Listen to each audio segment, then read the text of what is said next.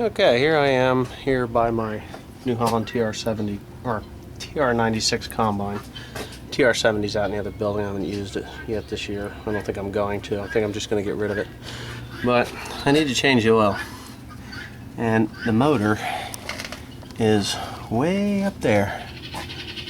And way up and under there. But they've been nice enough to put this hose here so you can drain the oil.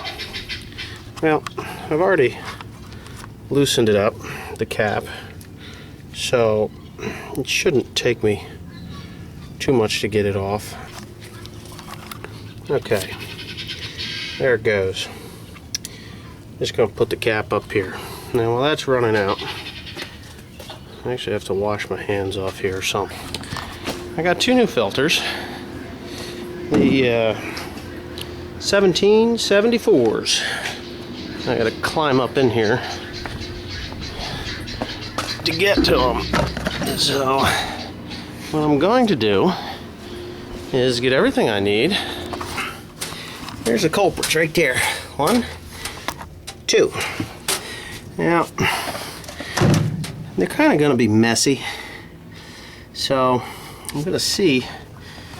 I don't want to get my camera dirty. Yeah, okay, brandy spanking new. Looks good to me. 1774. Looks about the same size. Now, this is a Ford engine. It's a 7.8 liter Ford motor. I use this engine in lots of applications. I have the same one in my L8000 truck, which I like the truck. I really do. Runs really, really good. As you can see, this stupid strap wrench, it just doesn't grab good enough. So, really, you gotta bend the damn full other tricks, I know. They're even messier yet. I really didn't want to do that to it, but oh, this one's gonna go. Maybe.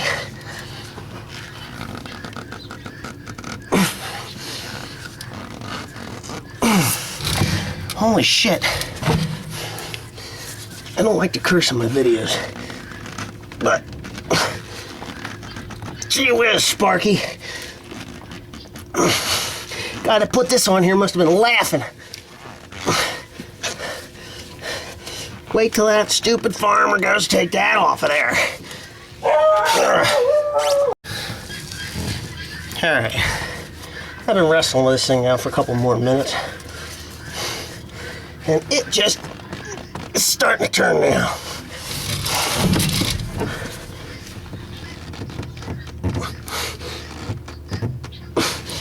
Holy crap!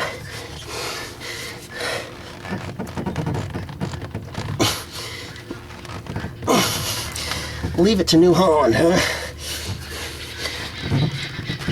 Thank the good God.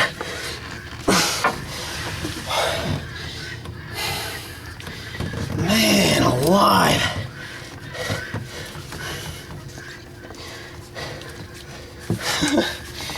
What a job. Okay. I think I'm gonna get it now. I just do. I just got faith. There it is. Jeepers creepers, I'm gonna fight to the end. Okay. There it is. Loose. Gonna leak oil all over hell. There it is. There are two of it here. Yeah, I know I'm making a mess. But it's okay. Because it's gonna, there's a little, okay. To set these things properly, that gasket there, get a little used motor oil, put it on there like that. Okay, you just get a small film of that. Just get it on there, and then you spin it up on there. Now, if you don't do that, they have a tendency to leak. Okay? Now, as you can see before, the way that thing was so hard to get off of there, is because A, they probably didn't put the oil film on there. They just get careless, you know. And B, oh, and another thing, you gotta make sure that the gasket that is on your filter, the one that comes off the old filter, sometimes they'll stick in there. And you don't want that to happen. So you just make sure that it's not there before you spin your new filter on. And it says right here, see that? It's a number 1. Okay? When that thing touches that plate, you follow that number 1 and number 2, and then you go to number 3. Because you see that number 3 there? There's where number 2 is. And that tells you that's all the tighter that damn thing needs to be. Now, if you do what they did and tighten it up so bad, or so tight, that you can't get it off, it's no good. It's no good. It can leak. It can, I don't know. It just isn't very good. So anyway, I brought up a couple of rags here to, a very important thing with these stupid strap wrenches is, yeah, they work good, but they do have their limitations. And one thing you want to make sure is that when you take a filter off, if there's oil on it, dry it off of there, because it's just going to make it harder the next time you go to take the filter off. So anyway, those filters are in. I'm going to close this up here, which is pretty simple. Okay, back down on the ground. It's about done. I think I'll let it drip out a little bit more. I think there's about 4 gallons in that 5-gallon pail, or 4.5 gallons, but with the 2 filters it'll be 2 quarts extra, so it will take the 5 gallons. I'm gonna go on in here, and I've got jugs ready to fill. I got 4 jugs here. Right there they are, and I'll fill them up, and then all right, as long as I don't knock it on the ground, we'll be good. Anyway, here's the cap, tapered.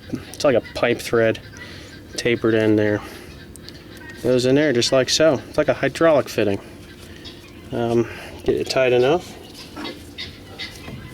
Take your 7/8 inch wrench, put on there. 13/16. You don't want to over tighten it, but you don't want it to be too loose either, because you don't want it to fall out and burn up your motor when the engine oil runs out. So there it is, all back together. Get it off of there. Now, got 5 gallons of engine oil I got to do something with. Alright, I'm up here on top of the motor, on top of the back of the combine. That's where it is. It's in the back of the combine. Radiator's in there. A big old bugger in there. It's a big sucker too. Very expensive. I had to replace one on an older combine that I had. But this is a 7.8 liter Ford engine. It was built in 1991. 10/1/91 is what it says there. So that makes this combine in 1992.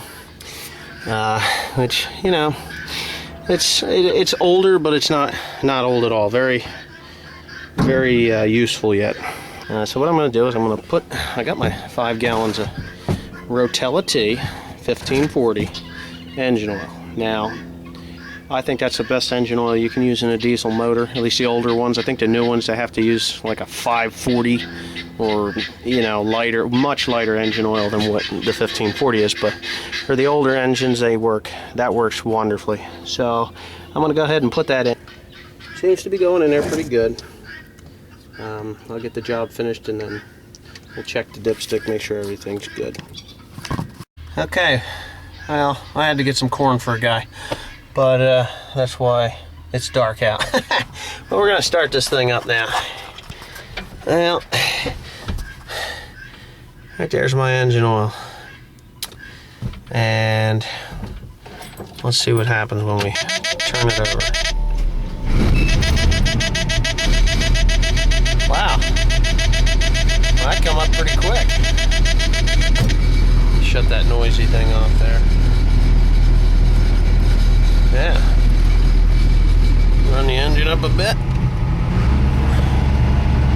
1370 RPMs there. Oil pressure looks great. Now what we're going to do is look for leaks. We don't want that to happen.